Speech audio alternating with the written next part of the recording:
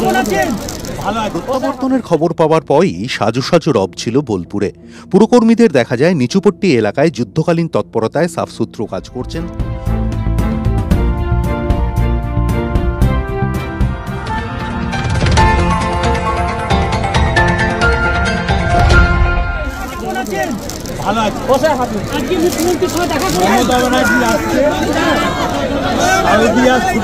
দুবছর পর জেল থেকে মুক্তি পেয়েছেন একদা বীরভূম তৃণমূলের শেষ কথা অনুব্রত মণ্ডল। মঙ্গলবার কাক ভরে কলকাতার মাটি ছোঁয়ে কেষ্টর বিমান।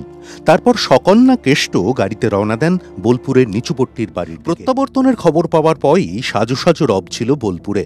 পুরকর্মীদের দেখা যায় নিচুপট্টি এলাকায় যুদ্ধকালীন তৎপরতায় সাফসুতরো কাজ করছেন। অনুব্রতের গাড়ি যখন নিচুপট্টির সামনে রাস্তায়, তখন তিল ধারণের জায়গা নেই। উচ্ছ্বাস আর অনুব্রত মণ্ডল জিন্দাবাদ স্লোগানে তখন কাঁপছে আকাশ বাতাস, চলছে সবুজ আবির খেলা। সাদা গাড়িটি প্রবেশ করতেই শুরু হয় পুষ্প বৃষ্টি।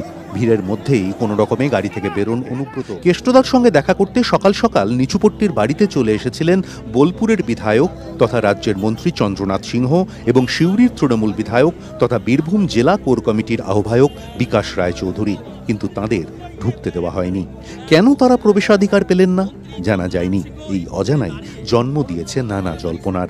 অনেকেই বীরভূমের রাজনীতির রাশ আবার অনুব্রতের হাতে ফেরার সম্ভাবনা দেখছেন। 2022 সালের 11ই অগস্ট নিচুপট্টির বাড়িতে যে চেয়ার থেকে উঠে সিবিআই এর সঙ্গে রওনা দিয়েছিলেন, 2 বছর বাদে জেল মুক্তির পর প্রথম বাড়িতে ঢুকে সেই চেয়ারেই বসেন অনুব্রত। ওই ঘরে বসেই মেয়েকে পাশে নিয়ে ঘনিষ্ঠদের সঙ্গে কথা বলছিলেন কেষ্ট। ক্যামেরায় ধরা পড়ে দুহাতের তালু দিয়ে চোখের জল মুছছেন তিনি। বোলপুর থেকে তাপস চক্রবর্তীর রিপোর্ট, এখন দিনকাল নিউজ, কলকাতা।